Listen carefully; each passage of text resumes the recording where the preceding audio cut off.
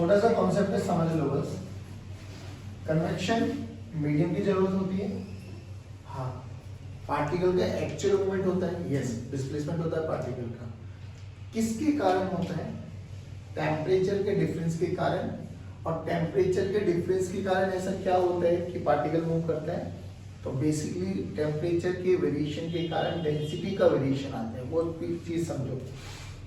देखो, जब हमने बोला कि किसी भी कंटेनर को जब हम गर्म करते हैं, मान लो इसमें पानी है आपके पास, ठीक है बच्चों, तो जब हम लोगों ने इसको गर्म किया तो पानी का पहले ये वाला मॉलिक्यूल गर्म होगा, अब गर्म होगा तो ये एक्सपेंड करेगा, एक्सपेंड करेगा तो इसकी डेंसिटी के बारे में क्या ख्याल है? देखो, मास कांस्टेंट रहेगा, तो मास कांस्टेंट रहेगा तो density is inversely proportional to v। अगर टेम्परेचर को इंक्रीज करेंगे तो वॉल्यूम क्या हो जाएगी? इंक्रीज, एक्सपेंड करेगा, वॉल्यूम एक्सपेंड करेगा, ज्यादा हो जाएगी तो डेंसिटी क्या हो जाएगी? कम।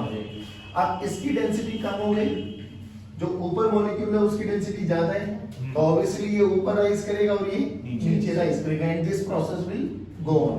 तो ये प्रोसेस कंटिन्यूअसली चलता रहता है, तो इसी को कन्वेक्शन बोलते हैं। इसी को कई किताबों में कन्वेक्शन करंट के नाम से भी जाना जाता है, कि पार्टिकल का एक्चुअल डिस्प्लेसमेंट होता है due to change in temperature, और चेंज इन टेम्परेचर के कारण क्या होता है? डेंसिटी वेरी कर जाती है। सिमिलरली जब हम कन्वेक्शन के बारे में बात करते हैं, कन्वेक्शन दो टाइप की होती है, एक जिसको हम बोलते हैं नेचुरल कन्वेक्शन, एक जिसको हम बोलते हैं फोर्स्ड कन्वेक्शन। अब फोर्स्ड कन्वेक्शन का तो कोई भी एग्जांपल दे दो आप जल्दी। जैसे मैक्सिमम लड़के इसको यूज करते हैं, नहाने के बाद जब आपके बाल गीले हो जाते हैं तो ड्रायर वगैरह यूज करते हो, फोर्स्ड कन्वेक्शन है। रूम हीटर वगैरह यूज करते हो आप, एसी यूज करते हो, है ना, दीज हो ना फोर्स्ड कन्वेक्शन, कि आप लोग एक पॉइंट से दूसरे पॉइंट तक पार्टिकल्स को किसी मैकेनिज्म के कारण, किसी मोटर की हेल्प लेके आप उसको एनर्जी प्रोवाइड करो कि वो मूव करे। एक होता है नेचुरल। नेचुरल में आप लोगों ने कभी देखा होगा कि बीचेस वगैरह पे जब आप कभी जाने का मौका मिले तो समंदर और उसके साथ में रेतीली मिट्टी होती है ना, तो जैसी रेतीली मिट्टी जो होती है ना, ये बहुत जल्दी गर्म भी हो जाती है और बहुत जल्दी ठंडी भी हो जाती है। अभी ठंडी गर्म का लॉजिक समझो। ड्यूरिंग डे टाइम अगर हम बात करें, ठीक है, तो अगर हम बात करें, यहाँ पे हमारा सी है और यहाँ हमारा लैंड है, ठीक है बच्चों, तो मतलब ये गर्म हो गया होगा, उसके कंपैरेटिवली ये ज्यादा गर्म है, ज्यादा गर्म है, तो यहाँ के मॉलिक्यूल्स क्या करेंगे? एक्सपैंड होंगे, एक्सपैंड होंगे तो क्या करेंगे? ऊपर की तरफ उठेंगे। अब जब यहाँ के मॉलिक्यूल्स ऊपर चले, देखो अगर मैं यहाँ पे T1 बोलूं, यहाँ पे T2 बोलूं ड्यूरिंग डे टाइम, जो कि सेम है तो T1 is greater than T2, तो यहाँ के जो मॉलिक्यूल्स होंगे उनकी डेंसिटी, जो यहाँ के मॉलिक्यूल्स होंगे सेम हॉरिजॉन्टल लेवल पे, उनकी डेंसिटी से कम होगी, तो क्या होगा? ये ऊपर उठ जाते हैं। अब ऊपर उठ जाते तो इस वाले जो यहाँ पे स्पेस बना है, इसको कोई ना कोई तो फिल करेगा, तो क्या होगा? यहाँ की जो जिनकी डेंसिटी हाई है इसके कंपैरेटिवली वो क्या करेंगे? हाई, मतलब यहाँ से यहाँ तक मूव करते हैं ऐसे, और ये ऐसे high density to lower density, and वो ऊपर जाते हैं। बात समझ में आ गई? तो बेसिकली ऐसे ही है, जब हम लोग बात करते हैं तो हमें दिन के समय में रेतीली मिट्टी के आसपास, मतलब समंदर के किनारे में ठंडी ठंडी हवा का एहसास होता है। वो यही रीजन होता है, यहाँ से जो ये ब्रीज, जो हवाएं होती है, ये लोअर, मतलब जहाँ टेम्परेचर हाई होता है वहाँ की तरफ आते हैं due to addition of densities. रात में इसका प्रोसेस बिल्कुल उल्टा होता है। रात में क्या होगा? ये ज्यादा ठंडा हो जाएगा इसके कंपैरेटिवली, तो ये रिवर्स हो जाता है। बात समझ में आ गई? This is known as natural convection, जो नॉर्मली हम देखने को मिलता है। As far as convection is concern, तो यहाँ से कोई न्यूमेरिकल तो आता नहीं है, ये लॉजिकल क्वेश्चंस आते हैं। जैसे एक क्वेश्चन आपको शेयर भी किया था कि बल्ब, जो वो पीला बल्ब होता है लट्टू जिसको बोलते हैं हम लोग, देखा है ना आप लोगों ने? ये बल्ब जो होता है हमारे पास, जो हम घर में यूज करते थे, आजकल तो सीएफएल यूज करते हैं। जैसे हम इसको मतलब ऑन करके रख देंगे, ये कुछ ही टाइम में गर्म होना स्टार्ट हो जाता है, और इतने भयंकर लेवल का गर्म हो जाता था कि इसको कपड़े की हेल्प से उतारना पड़ता था। आप लोगों ने देखा होगा, कई जो कैंटीन वाले भैया लोग होते हैं, पैटीज को गर्म करने के लिए इसका यूज करते हैं। 100-200 वोल्ट का बल्ब लगा देते हैं उसमें ओवन में, क्योंकि ओवन वैसे तो सप्लाई बहुत हीट खाता है, एनर्जी बहुत खाता है, तो वो जुगाड़ रख लेते हैं, बस एक वो बॉक्स खरीद लेते हैं उसका, और अंदर ये बल्ब की सेटिंग करा ली सच में, और उससे इतनी हीट रेडिएशन होती है, सही सही बता रहा हूँ, हीट रेडिएशन होती है जिससे वो पैटीज वगैरह गर्म होना स्टार्ट हो जाती है। लोकल जुगाड़, ओवन का ओवन और एनर्जी खर्च की एनर्जी कम खर्च। तो वो क्या कहता है, तो पूछा गया कि जो ये आपका सरफेस जो होता है ये गर्म हो जाता है बिकॉज ऑफ कौन सा प्रोसेस है, कंडक्शन, कन्वेक्शन या रेडिएशन? नहीं, रेडिएशन। देखो ना ये जो फिलामेंट बोलते हैं इसको, अब जो ये फिलामेंट गर्म होगा तो यहाँ से एनर्जी रेडिएट करेगा। अब इसके अंदर कोई हवा थोड़ी ना होती, तो यहाँ से क्या करेंगे, यहाँ से ये हीट करेगा तो यहाँ से रेडिएशन निकलेगी और रेडिएशन जाके इसको गर्म करते, तो बेसिकली रेडिएशन फिनोमेना होता है। बात समझ में आ गई? अब ये कन्वेक्शन होता है, बहुत सिंपल सा फंडा है, थोड़ा याद रखना कि टेम्परेचर के डिफरेंस के कारण डेंसिटी का वेरिएशन होता है और हायर डेंसिटी से लोअर डेंसिटी की तरफ मूव करते तो वो एक करंट कॉन्स्टिट्यूट करते। That's it. आज का जो मेजर पार्ट होगा दैट इज रेडिएशन। अब सुन लो, रेडिएशन वही हम लोगों ने बात करी थी, इलेक्ट्रोमैग्नेटिक वेव्स होती है। अब इलेक्ट्रोमैग्नेटिक वेव्स होती है तो लाइट भी इलेक्ट्रोमैग्नेटिक वेव्स का ही एक पार्ट है। तो जो फिनोमिना लाइट में लग सकते हैं, लाइट में कौन कौन से फिनोमिना पढ़े हुए आप लोगों ने? रिफ्लेक्शन, रिफ्रैक्शन, अभी तक है ना, 12th में पढ़ोगे तो इंटरफेरेंस, डायफ्रैक्शन, पोलराइजेशन, ये सब भी होता है। तो जो फिनोमिना लाइट में होता है वो फिनोमिना हम रेडिएशंस में पढ़ सकते हैं। Point number 1। अब यहाँ से ना एक बहुत बेसिक सा डिफरेंस बताना मुझे। हमने बोला था कि लाइट में बेसिकली 3 फिनोमिना होते हैं, RAT, reflection, absorption and transmission. Reflection and transmission हम पढ़ चुके हैं। अब एक और फिनोमिना होता है एब्जॉर्प्शन। एब्जॉर्प्शन का मतलब क्या होता है कि हमने किसी भी ऑब्जेक्ट पे लाइट इंसिडेंट करी, उसने ना रिफ्लेक्ट किया या पार्शियली रिफ्लेक्ट किया, पार्शियली ट्रांसमिट किया, कुछ एब्जॉर्ब भी कर लिया। जैसे कि हम लोग शायद अच्छा आप लोगों को 11th स्टैंडर्ड में जब वो आएंगे ना, 10th स्टैंडर्ड में जब आप लोगों ने लाइट पढ़ी होगी या किसी भी ये आपके पास जो डिस्कवरी पे चैनल आते हैं वहाँ नॉर्मली ये एक्सपेरिमेंट कराया जाता है कि एक लेजर लाइट ले लो, let us suppose red colour की लेजर लाइट ले ली, सामने ना 2 बलून रखो, एक ब्लू कलर का और एक रेड कलर का। लेजर लाइट को फिक्स कर दो। फिक्स का मतलब किसी मतलब 2 लेजर लाइट ले लेना रेड कलर की, और बलून का जरिए हमने एक ब्लू और एक रेड, ठीक है, दोनों कलर पे ऐसे इंसिडेंट कर दो, फिक्स कर दो इनको। तो यू विल रियलाइज कि आफ्टर सम टाइम एक बलून फूट जाता है। आप बता पाओगे कौन सा फूटेगा? Very good. और ब्लू। अपना चतुर दिमाग लग रहा है, दिल कह रहा है रेड, दिमाग कह रहा है नहीं, हाँ ब्लू। रीजन समझो। रेड हमें दिखाई देने का रीजन क्या है? Light, undaunted reflection. रेड हमें क्यों दिखाई दे रहा है? क्योंकि वो सभी लाइट्स को एब्जॉर्ब कर रहा है, केवल और केवल रेड लाइट को ही रिफ्लेक्ट कर रहा है। हाँ, रिफ्लेक्शन का रीजन यही होता है। ये ब्लू कलर है, क्या क्यों दिखाई दिया? लाइट आ रही है, रेडिएशंस आ रही है, सभी वेवलेंथ्स, लेकिन इसमें क्या क्या सभी को एब्जॉर्ब कर रहे हैं, किसको रिफ्लेक्ट कर रहा है? ब्लू। दैट्स व्हाई हमें ब्लू दिखाई दिया। तो रिफ्लेक्शन एक फिनोमिना देखने का। तो जब हम लोगों ने ब्लू पे रेड लाइट डाली, हमें दिखाई तो ब्लू दे रहा है, तो रेड लाइट का क्या हो रहा होगा? एब्जॉर्ब कर रहा होगा। अब एब्जॉर्ब कर रहा होगा तो एनर्जी बढ़ेगी घटेगी? एक टाइम पे क्या होगा? बर्स्ट हो जाएगा वो। आप सुनो, यहाँ पे ना बच्चों में बहुत कंफ्यूजन आता है। रिफ्लेक्शन एक प्रोसेस होता है, एक होता है एमिशन। रिफ्लेक्शन और एमिशन में क्या डिफरेंस है? हमने तो एक ही मतलब समझा था आज तक। एमिट है ना, EMI SSION। हाँ हाँ, एमिशन। हाँ, नॉर्मली ऐसे ही समझा जाता है, एक ही मेथड, बट ये दोनों डिफरेंट होते हैं क्योंकि अब हम लोग रेडिएशंस पढ़ रहे हैं। देखो, रिफ्लेक्शन होता है कि कहीं ना कहीं एक सोर्स रखा हुआ होगा, उससे एनर्जी आ रही होगी, एक सरफेस पे वो एनर्जी स्ट्राइक की होगी और उसने बाउंस बैक कर दिया होगा। डन।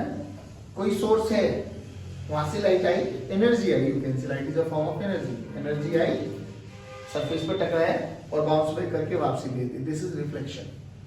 सोर्स कोई दूसरा है एनर्जी देने वाला। अब अगर मैं एक सोर्स पे, एक सरफेस पे लाइट इंसिडेंट करूं और वो सरफेस लाइट को एब्जॉर्ब करेगा, तो एब्जॉर्ब करेगा तो क्या होगा? टेम्परेचर बढ़ेगा।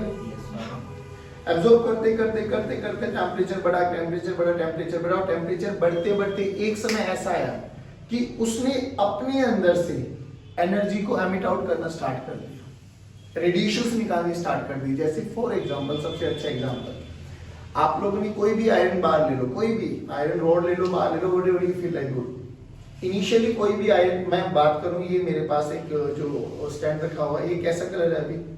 Black colour, perfect. ये हमें ब्लैक दिखाई दे रहा है बिकॉज ऑफ रिफ्लेक्शन। मैं इसी को लूं और गर्म करना स्टार्ट कर दूं, 2-4-5 मिनट रखूं, तो भी कैसा दिखाई देगा? ब्लैक। बट इसका मतलब इसने ये गर्म पकड़ के देखना, उस समय 4-5 मिनट के बाद हमें फील हो जाएगा कि भाई गर्म होने लगा। कॉन्टिन्यूसली मैं इसको गर्म करता जाऊं, गर्म करता जाऊं, फिर क्या होगा? क्या भी ये ब्लैक दिखाई देगा? फिर ये धीरे धीरे कैसा दिखाई दे जाएगा? रेड, ऑरेंज टाइप का। बात समझ में? ऐसा क्यों हुआ? क्योंकि अब इस पे हम एनर्जी दे रहे थे, वो एनर्जी एब्जॉर्ब करता गया। एक पर्टिकुलर टेम्परेचर पे क्या हुआ? देखो, जो हल्का सा भी गर्म था, एमिशन वो तब भी कर रहा था, एनर्जी को रेडिएट आउट तब भी कर रहा था, हमें फील हो रहा था। तवे वाला एग्जांपल याद करो, तवा गर्म है, तवे में से एमिशन रेडिएशंस निकल रही है, बट वो रेडिएशंस हमें दिखाई देगी या नहीं देगी, टोटली डिपेंड करेगा कि वेवलेंथ कौन से रीजन में लाई कर रही है। जब हम इसका टेम्परेचर बढ़ाते गए तो क्या हुआ? एनर्जी लेता गया। एक समय ऐसा है कि इसकी एनर्जी उस विजिबल रीजन में लाई कर गई जहां पे हमें दिखाई देने लगा, और ये रेड कलर का हो गया। बात समझ में आई? तो रेड कलर का दिखाई देना और पहले ब्लैक कलर का दिखाई देना। ब्लैक कलर का दिखाई देना था किसका कॉज? रिफ्लेक्शन। रेड कलर का दिखाई देना किसका कॉज है? रेडिएशन। तो हुआ क्या? इसने एनर्जी एब्जॉर्ब करी, टेम्परेचर बढ़ाया, surface temperature basically, surface temperature बढ़ा, और जब वो इस अमाउंट पर बढ़ा कि वहां से क्या निकलना स्टार्ट कर दी? रेडिएशंस, एमिशंस, बेसिकली एनर्जी को उसने एमिट आउट करना स्टार्ट कर दी। तो that is emission process. Radiation में, रिफ्लेक्शन में क्या होता है? कोई दूसरे सोर्स से लाइट एनर्जी आएगी, टकराएगी, वापसी हो जाएगा। एमिशन में क्या होगा? खुद का टेम्परेचर इंक्रीज करेगा और एक समय के बाद अपने आप से, अपनी ही बॉडी में से एनर्जी को रेडिएट आउट करेगा। बात समझ में आ गई? बहुत बेसिक सा डिफरेंस है। एक तो ये, एक जब रेडिएशंस पढ़ रहे होते हैं ना, एक प्रीवोस्ट थ्योरी आती है, PREVOST। प्रीवोस्ट थ्योरी में क्या हुआ? इनिशियल उन्होंने सबसे बोला कि भाई ये देने लेने का प्रोसेस है ना, हमेशा रहता है। मतलब क्या?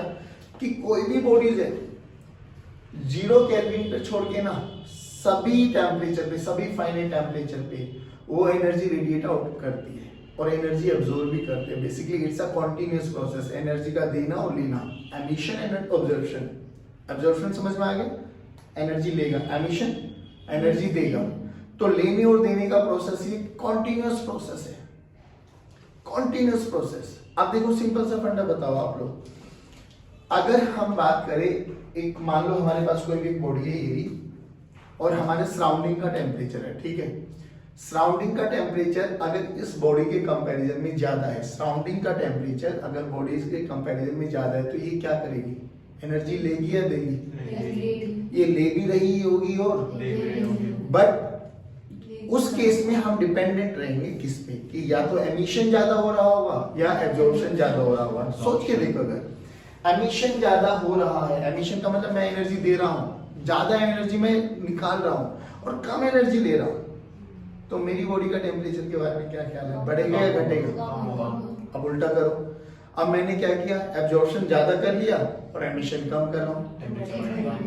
आइसक्रीम खाते हो, यही तो फिनोमिना होते हैं, नहीं हुआ? उसमें एमिशन ज्यादा होता है या एब्जॉर्प्शन ज्यादा होता है? तो वो मेल्ट होना स्टार्ट हो जाती है। चाय में देखो, चाय में फिनोमिना सारे लगाएंगे, कंडक्शन, कन्वेक्शन और रेडिएशन। बट अभी हम रेडिएशन बात करें तो रेडिएशन में देख लो, चाय गरम चाय का कप रख दिया, कंडक्शन भी हुआ होगा, कन्वेक्शन भी होगा, रेडिएशन, बस रेडिएशन का इंपैक्ट देखो क्या हुआ होगा। उसमें कौन सा प्रोसेस ज्यादा हो रहा होगा? एमिशन या एब्जॉर्प्शन? एमिशन। तो सराउंडिंग में हीट ट्रांसफर करिए, अगर धीरे धीरे क्या होगा? ठंडी हो जाए, बिल्कुल रूम टेम्परेचर पे आ जाती है। अगर आधा पौने 1 घंटे के बाद रख दो तो कप में और नॉर्मल आसपास की सराउंडिंग में कोई वेरिएशन नहीं होगा। तो समझ में आ गया कि सराउंडिंग का टेम्परेचर और बॉडी के टेम्परेचर पर डिपेंडेंट रहेगा कि कौन सा फिनोमिना ज्यादा होने वाला है। एब्जॉर्प्शन ज्यादा हो गया तो बॉडी का टेम्परेचर बढ़ता चला जाएगा, एमिशन ज्यादा हो गया तो बॉडी का टेम्परेचर कम होता चला जाएगा।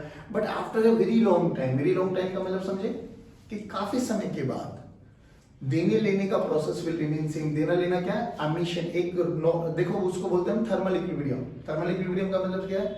कि बहुत लंबे समय के बाद जो एमिशन और एब्जॉर्प्शन हो रहा होगा, मतलब जितनी एनर्जी आ रही होगी उतनी ही जा रही होगी, यानी एक पर्टिकुलर टाइम के बाद उस बॉडी के टेम्परेचर में कोई ज्यादा वेरिएशन आता सबसे बेस्ट एग्जांपल है आपके पास कप की वो चाय वाला एग्जांपल। पहले एब्जॉर्प्शन ज्यादा, एमिशन ज्यादा था, एब्जॉर्प्शन कम था, है ना, ऐसे तो होता ना। हाँ, फिर धीरे धीरे क्या होगा, रूम टेम्परेचर पे आ गया होगा। यानी अभी नहीं, वो ऐसे नहीं कि रूम टेम्परेचर आने के बाद अब एमिशन नहीं करेगा, वो हर एक टेम्परेचर पर कोई भी बॉडी एमिट भी करती है और एब्जॉर्ब भी करती है। जब थर्मल इक्विलिब्रियम आ जाता है तो जितनी एनर्जी वो एमिट कर रही होगी उतनी ही एब्जॉर्ब कर रही होगी, यानी टेम्परेचर में कोई ज्यादा वेरिएशन नहीं आता। क्या ये बातें समझ में आ गई? नहीं आया समझ में? पक्की बात है। क्या होगा थर्मल इक्विलिब्रियम? क्या बोलते हैं जल्दी बोलो। थर्मल इक्विलिब्रियम, सारे बच्चे बताओ ना। थर्मल इक्विलिब्रियम में क्या होगा, एमिशन और एब्जॉर्प्शन क्या रहा होगा, बराबर। ठीक है बच्चों, चलिए अब यहां पर एक छोटा सा कॉन्सेप्ट आता है जिसको हम बोलते हैं black body radiation. Black body radiation का मतलब क्या है? देखो ब्लैक बॉडी जो होती है ना, बेसिकली वेरी गुड, हम उस पे कोई भी लाइट कितने भी एंगल पर कितने भी टेम्परेचर पे इंसिडेंस करे वो 100% एनर्जी को एब्जॉर्ब कर लेती है, आइडियली 100%। मतलब क्या है, there should no reflection and no transmission. कोई रिफ्लेक्शन नहीं होना चाहिए, अगर रिफ्लेक्शन हो गया तो कहाँ का ट्रांसमिशन क्या है, इधर से एंटर करी इधर से निकल के चली गई। तो ब्लैक बॉडी में कोई रिफ्लेक्शन नहीं होना चाहिए, कोई ट्रांसमिशन नहीं होना चाहिए, क्या होना चाहिए 100% एब्जॉर्प्शन। बट जो कि हम कह रहे आइडियल है, तो ये ऐसा पॉसिबल नहीं है। हाँ, अगर हम बात करें कि हमारे पास बहुत सारे ऐसे वो पड़े हैं, जैसे एक लैम्प ब्लैक करके वो है, जैसे वो चूना बोलते हैं ना उसको, ये काले काले वाला चूना क्या बोलते हैं इसको? नहीं चूना, ये चूरा, लैम्प ब्लैक नहीं होता, कोयले का ये बुरादा टाइप का ऐसा कुछ, लैम्प ब्लैक। बेसिकली ऐसा माना जाता है कि ये 1% ही रिफ्लेक्शन करता है। अगर 100% डालोगे ना तो 99% ही एब्जॉर्ब करता है। तो it's a good black body कह सकते हैं हम लोग। गोल्ड ब्लैक आ गया आपके पास, ये भी बहुत सारे एग्जांपल्स हैं। और हम लोग एक गोल्ड मतलब इसको ब्लैक बॉडी रेडिएशंस का एक छोटा सा एक्सपेरिमेंट करा भी सकते हैं, ऐसी कि कोई भी एक इंक्लोजर ले लो आप, उसमें छोटी सी ओपनिंग कर दो बस, कोई भी है, एक छोटा सा कंटेनर टाइप का ले लो और इसमें अंदर है ना ब्लैक पेंट कर दो बच्चों। हाँ, बहुत अंदर ब्लैक पेंट कर दो और एक छोटी सी ओपनिंग कर दो, बहुत छोटी सी ओपनिंग। यहां पर एक लाइट को इंसिडेंट कराओ किसी भी एक सरफेस पर। हाँ, मान लो ये लाइट को इंसिडेंट कराया। अब जब ये लाइट यहाँ पे इंसिडेंस हुई तो क्या होगा, यहाँ पे जो कि लाइट है, और हमने अभी भी बोला था कि रेडिएशंस हर वो नियम फॉलो करेंगी जो लाइट करती है। तो यहाँ पे रिफ्लेक्शन और रिफ्लेक्शन हुआ होगा, तो जब लाइट आएगी रिफ्लेक्शन होगा, रिफ्लेक्शन होगा तो एंगल आई एंगल आर के बराबर होगी। ये यहाँ पे जाएगी, फिर यहाँ पे मारेगी, फिर ये ऐसे जाएगी, फिर ये है ना, तो ऐसे ऐसे करता रहेगा। बात समझ में आ रही है? तो बेसिकली हम ये मान सकते हैं कि जब तक मतलब ये नॉर्मली एब्जॉर्ब कर चुका होगा तो ये टकराते हुए इसी में रहेगी, मतलब बाहर नहीं जाने वाली। तो बेसिकली ऐसे ब्लैक बॉडी हम मान सकते हैं कि प्रैक्टिकली हम ऐसा बनाया जा सकता है। और there are lots of example जो आप लोगों को याद होने चाहिए। चलिए, तो एक ब्लैक बॉडी की परफेक्ट डेफिनेशन क्या है कि ऐसी बॉडी जो 100% रेडिएशंस को एब्जॉर्ब कर ले किसी भी टेम्परेचर पे, किसी भी एंगल पर हम उसको इंसिडेंट करें। पहली बात, ब्लैक बॉडी में कोई भी रिफ्लेक्शन नहीं होना चाहिए, ना कोई ट्रांसमिशन होना चाहिए। बट ब्लैक बॉडी में क्या हो सकता है, एमिशन हो सकता है। एमिशन का मतलब क्या हुआ, जैसे अभी भी देखा है कि भैया वो हीट लेगी, एनर्जी लेगी, एनर्जी लेते लेते लेते लेते क्या करेगा, वो अपने अंदर में से रेडिएशंस को तो निकाल सकते हैं, बिल्कुल निकाल सकती है। हाँ, कई बार वो रेडिएशंस हमें विजिबल रीजन में आ गई तो हम देख पाएंगे, नहीं है, क्योंकि हमें पता है इलेक्ट्रोमैग्नेटिक स्पेक्ट्रम रेडियो वेव से लेके गामा रेडिएशन, कॉस्मिक रेडिएशन तक जाती है, इनफाइनाइट वेवलेंथ्स होती है। हमें नहीं पता, कोई ऐसा नहीं कि वहां से लाइट कुछ निकल ही नहीं रहा, हमें नहीं दिखाई देगी। बहुत एंगस्ट्रॉम में, नैनोमीटर में चलती है वेवलेंथ, इतनी छोटी होती है कि हम इनसे कभी भी देख नहीं पाते अपनी आंखों से। बात समझ में आ रही है? हाँ, हम देख किसको पाते हैं, विजिबल रीजन को बस। तो विजिबल रीजन में आ जाते हैं तो हमें दिखाई देता है कि यहाँ से लाइट आती हुई दिखाई दे रही है। जैसे कि हम लोग बात करें इंफ्रारेड का बल्ब जो रिमोट के आगे लगा रहता है, बटन दबाते हो तो वो सिग्नल की प्रोसेसिंग होती है ना, उस बल्ब के आगे को हटा लो, उंगली लगा लो और रिमोट में प्लस माइनस का वॉल्यूम का दबा के देखो, कुछ भी नहीं होने वाला, क्योंकि जहां से रेडिएशंस निकल रही थी आपने उसको रोक दिया। तो ऐसे नहीं कि वहां से लाइट निकलेगी तो ही हमें दिखाई देगा, ना ना, दैट इज नॉट पॉसिबल। नहीं भी दिखाई देगा तो भी वहां से रेडिएशंस निकल रही है, वो अपना कम्युनिकेशन एस्टेब्लिश कर रहा है। बात समझ में आ गई? तो रियलिटी में ऐसा होता है। तो हाँ, हमने क्या बोला कि ब्लैक बॉडी पर जब भी एनर्जी देंगी तो 100% एब्जॉर्ब होनी चाहिए। हाँ, वो धीरे धीरे एमिट आउट कर सकता है, रेडिएशंस के रूप में बाहर निकाल सकता है पक्का एनर्जी को, बट कौन से दो प्रोसेस बिल्कुल नहीं होंगे, ना ट्रांसमिशन होगा ना रिफ्लेक्शन होने वाला। बात समझ में आ गई? अब इसका नाम ब्लैक बॉडी क्यों रखा गया? शायद पीछे रीजन ये रहा होगा क्योंकि ब्लैक कलर जो होता है ना वो एक अच्छा ऑब्जर्वर होता है, मतलब एब्जॉर्ब कर लेता है। बट क्या ब्लैक बॉडी हमेशा ब्लैक कलर की होनी चाहिए? ना, इट इज नॉट नेसेसरी। अगर हमारे पास कोई ऐसी बॉडी है जो एक पर्टिकुलर टेम्परेचर पे सभी प्रकार की रेडिएशंस को भी एमिट आउट कर दे, ऑल पॉसिबल रेडिएशंस, तो भी ब्लैक बॉडी बोला जाता है। जैसे कि सबसे बेस्ट एग्जांपल हमारे पास है सन, स्टार्स वगैरह, ये भी ब्लैक बॉडी है। देखो सन क्या करता है, हर एक पॉसिबल वेवलेंथ को निकालता है एक पर्टिकुलर टेम्परेचर पर, तो वो भी एक ब्लैक बॉडी है। तो ब्लैक बॉडी पहली बात तो ब्लैक कलर की होगी, इसकी कोई गारंटी 100% एब्जॉर्ब कर ले या 100% एमिशन कर दे, तो दोनों ही केस में ब्लैक बॉडी बोला जाता है। बात समझ में आई? बाकी बात अब देखो, तो हमने ये सब चीजें ब्लैक बॉडी के बारे में बात करी, रिफ्लेक्शन और रिफ्रैक्शन खत्म होना चाहिए। अब यहाँ पे ना कुछ टर्म्स होते हैं वो देखो, एक होती है बेटा absorptive power, represented by E, ठीक है। ये क्या होता है? It is defined as the ratio of कितनी हम एनर्जी, हमने मान लो एक सरफेस पे एनर्जी इंसिडेंट करी तो उसमें से उसने कितनी एनर्जी एब्जॉर्ब करी, तो ratio of energy absorb, absorption है तो energy absorb by energy incident, ठीक है ना। ये किसके लिए 1 हो सकता है? ब्लैक बॉडी के लिए, क्योंकि ब्लैक बॉडी की डेफिनेशन अभी भी पढ़ी है कि जितनी इंसिडेंट करोगे उतना ही एब्जॉर्ब करेगा, तो ये 1 हो सकता है। किसके लिए बच्चों? Black body. हाँ, फॉर ब्लैक बॉडी अगर हम बात करें, ए की वैल्यू क्या हो जाएगी? 1। परफेक्ट ब्लैक बॉडी के बारे में बात करें। अच्छा, ये 0 हो सकता है? हाँ, अगर एनर्जी एब्जॉर्ब ही ना करे, मतलब क्या है, जो एनर्जी आई फटाक से रिफ्लेक्ट कर दे, यानी परफेक्ट जो रिफ्लेक्टर होता है उसके लिए क्या हो जाएगा? 0। क्या हो जाएगा?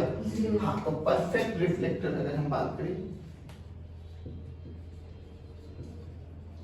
या जो भी आपके पास रिफ्लेक्टर होता है, ए की वैल्यू 0, यानी ए जो भी एब्जॉर्प्टिव पावर है वो हमारी कहां से कहां लाया करेगी बच्चों? 0 से लेके 1 के बीच में। तो ए की वैल्यू 0 भी हो सकती है और 1 भी हो सकता है। This is for reflector and this is for black body. यानी किसी भी सरफेस के लिए अगर हम एब्जॉर्प्टिव पावर के बारे में बात करें, मान लो ये कोई भी एक सरफेस है और यहाँ पे बोल दिया गया इसकी एब्जॉर्प्टिव पावर 0.4 है, it's a unitless, energy by energy का रेशियो तो डायमेंशनलेस है। तो 0.4 का क्या मतलब है? मतलब ये है कि अगर मैं इस पे 100 रेडिएशंस डाल रहा हूं तो ये 40 ही एब्जॉर्ब कर पा रहा है, बाकी 60 को ये रिफ्लेक्ट या ट्रांसमिट कर पा रहा है। बात समझ में आ गई? और हर एक सरफेस के लिए ये सब चीजें अलग अलग होगी, अलग अलग टेम्परेचर पे। It's basically material dependent property, material पे डिपेंड करेगा, हर एक मटेरियल की अलग अलग होती है। एक यहाँ पर सिंगल चीज मिलती हुई दिखाई देगी जिसको हम बोलते हैं spectral absorptive power. Spectral basically वो स्पेक्ट्रम से लिया गया, और स्पेक्ट्रम है तो वहां पे वेवलेंथ होगी। मतलब क्या हुआ कि कोई भी, अब सिंपल सी बात है बाबू, इस वाले मतलब जो भी हमारे पास सरफेस था, इस सरफेस पे अलग अलग लाइट को, अलग अलग लाइट का मतलब समझ लेना, रेड ब्लू ये सब कैसे भी लाइट, सबका वेवलेंथ अलग अलग है। तो ये सरफेस हर एक अलग अलग कलर के लिए अलग अलग ही तरीके से बिहेव कर सकता है। जैसे फॉर एग्जांपल मैंने इस पे रेड लाइट डाली तो हो सकता है ये रेड में से ज्यादा एब्जॉर्ब कर ले, ब्लू डाली तो ब्लू कम कर सकता है।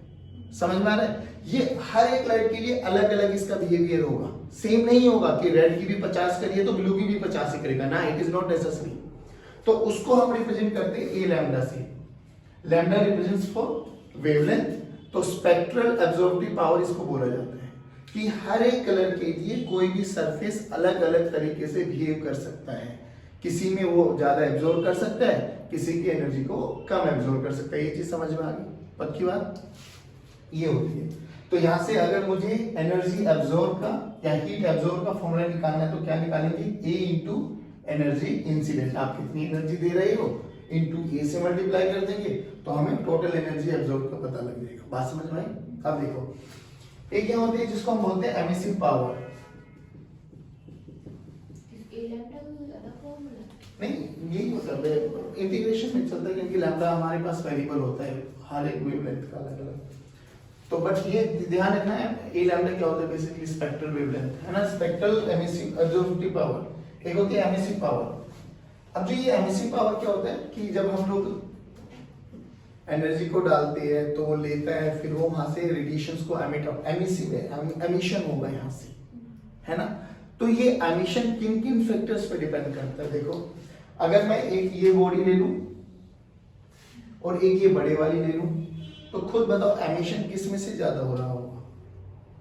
छोटे वाले में से या बड़े वाले में से? तो जिसका एरिया ज्यादा है वहां से एमिशन ज्यादा हो रहा होगा। जैसे जैसे टाइम को बढ़ाते चले जाओगे एमिशन का प्रोसेस उतना ज्यादा देर तक बढ़ता चला जाएगा। तो यहाँ से निकलने वाली एनर्जी, यहाँ से निकलने वाली एनर्जी डिपेंडेंट है कुछ फैक्टर्स पे, directly proportional to area and directly proportional to time. ठीक है, तो यहाँ का फॉर्मूला क्या बना? जो एनर्जी एमिट हो रही है ना, दिस इज एमिशन एनर्जी, जो एनर्जी एमिट हो रही है is equal to directly proportional के साइन को हटा के एक लिखते हैं हम E into A into T। ये E बोला जाता है एमिसिव पावर। क्या बोली जाती है? यानी अगर मैं E का फॉर्मूला लिखना तो E का फॉर्मूला क्या हो जाएगा बच्चों? Q by A into T, energy emission per unit area per unit time. Energy emitted per unit area per unit time, किसी भी एक गिवन क्रॉस सेक्शनल एरिया में से किसी भी एक पर्टिकुलर टाइम में कितनी एनर्जी बाहर निकल रही है, एमिट हो रही है, that is your emissive power. बात समझ में? अब इसकी यूनिट बोलो, joule per second metre square. Joule per second क्या होती है? वोट।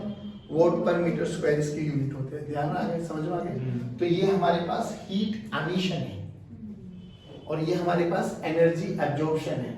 ठीक है ना? देखो ये एनर्जी को एब्जॉर्ब करने वाला है, वो एनर्जी एमिट करने वाला है। अब ध्यान से देखो, हमसे ऐसा भी बोला जाता है कि हाँ किसी भी गिवन टेम्परेचर पे जो बॉडी सबसे ज्यादा रेडिएशंस को एमिट कर रही होगी वो भी ब्लैक बॉडी कहलाई जाती है। मतलब क्या है? समझ में नहीं आया? समझो, एक छोटा सा इलस्ट्रेशन बताने की कोशिश करूं। अगर मैं देखो, मान लो मैं एक रूम में मैंने दो बॉडीज को रखा, सेम डायमेंशन, बॉडी नंबर 1,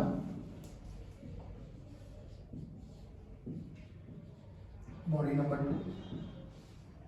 इसका A 0.7 ले लेते हैं, इसका A1 ले लेते हैं। अगर ये A1 हो गया तो इसका मतलब ये क्या है? Black body. क्या है? Black body. मतलब जितनी एनर्जी आएगी उतनी ही एमिट करेगी, पक्का है। इसका टेम्परेचर T मान लेते हैं। ठीक है, तो अभी क्या हुआ होगा? थर्मल इक्विलिब्रियम आएगा। थर्मल इक्विलिब्रियम का मतलब क्या होगा? Emission equals to absorption. ये पक्की बात है। इनिशियली हो सकता है कि it will take some time room temperature तक आने में या थर्मल इक्विलिब्रियम अटेन करने में, it will take some time. But जब थर्मल इक्विलिब्रियम हो चुका होगा तो यानी जो रूम का टेम्परेचर है वही टेम्परेचर इसका हो गया होगा, वही टेम्परेचर इसका हो गया होगा। अब सेम टेम्परेचर पे जो भी इस रूम में जितनी भी एनर्जी आ रही है, डायमेंशन सेम आनी है बाबा, तो जो एनर्जी इस पे इंसिडेंट हो रही है वो इस पे भी हो रही होगी। डन है ना? जितनी एनर्जी इस पे आ रही है उतनी एनर्जी इस पे भी आ रही है। बट उस एनर्जी में से ये कितनी एब्जॉर्ब कर रहे हैं? 0. ये कितनी कर रहे हैं? 1। और थर्मल इक्विलिब्रियम में तो जितनी एब्जॉर्ब करेगा उतना ही एमिट करेगा। नहीं आया? फॉर अ गिवन टेम्परेचर, किसी भी गिवन टेम्परेचर पर जो बॉडी सबसे ज्यादा रेडिएशंस को एमिट आउट करे, क्या वो भी ब्लैक बॉडी कहलाई जाती है? देख लो ना, गिवन टेम्परेचर पे ये 0.7 बेसिकली 100 में से 70 को रेडिएट आउट कर रहा है, ये 100 में से 100 को रेडिएट आउट कर रहा है, एमिट आउट कर रहा है। नहीं आया? तो किसी भी गिवन टेम्परेचर पे जो बॉडी मैक्सिमम रेडिएशंस को एमिट करती है, क्या वो भी एक ब्लैक बॉडी कहलाई जा सकती है? हाँ, बात समझ में आ गई? पक्की बात, देखो ध्यान से। मतलब कंपैरेटिवली हो गया ना कि हाँ, बेसिकली कॉन्सिक्वेंस है वो, जो इनिशियली हमने बोला था प्री होस्टरी में, ब्लैक बॉडी में बेसिकली क्या कि वो सभी की सभी रेडिएशंस को 100% एब्जॉर्ब करेगी। बात समझ में आए? देखो इसको